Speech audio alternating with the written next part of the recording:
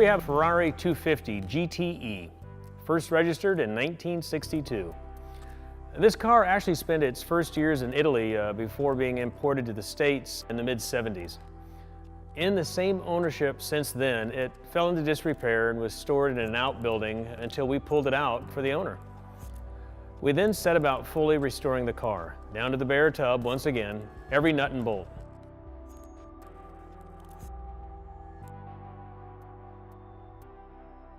And the chassis itself, with the rust repair and a lot of aluminum, such as having to recreate the dash as it was so damaged from corrosion.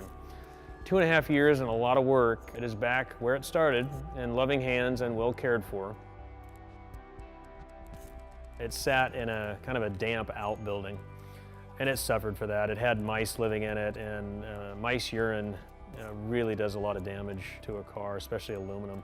There was actually a mouse nest in number 11 cylinder. The exhaust valve just happened to be open in that cylinder, and they went up the exhaust, down through the valve, and set up camp. When we pulled the engine apart, the heads were actually immaculate. They were really quite nice and actually came off pretty easy, which is not typical of these engines, except for number 11.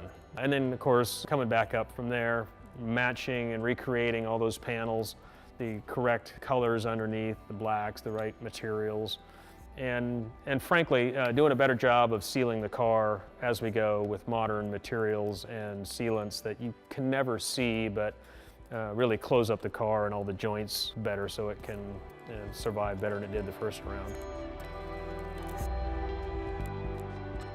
Everything had to be done. I always describe cars as having freebies or not, you know, if anything actually happened to survive. And this was a car that just had no freebies. Everything had to be dealt with, recreated, rebuilt. It's typical of a car that it gets to be that age, some parts end up leaving. In this case, the generator had been removed and an American alternator put on it. The auxiliary fuel pump was missing. A few little odds and ends, weird things like that just go missing over time.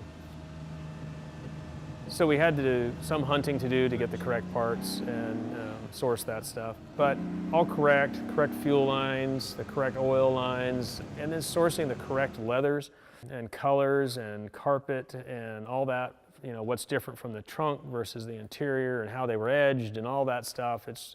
It just requires a lot of research. Like I said, we completely recreated the dash. Was just gone, it was annihilated, and ended up having to completely recreate that. Oh, for instance, the steering wheel on these is aluminum with trimmed in wood.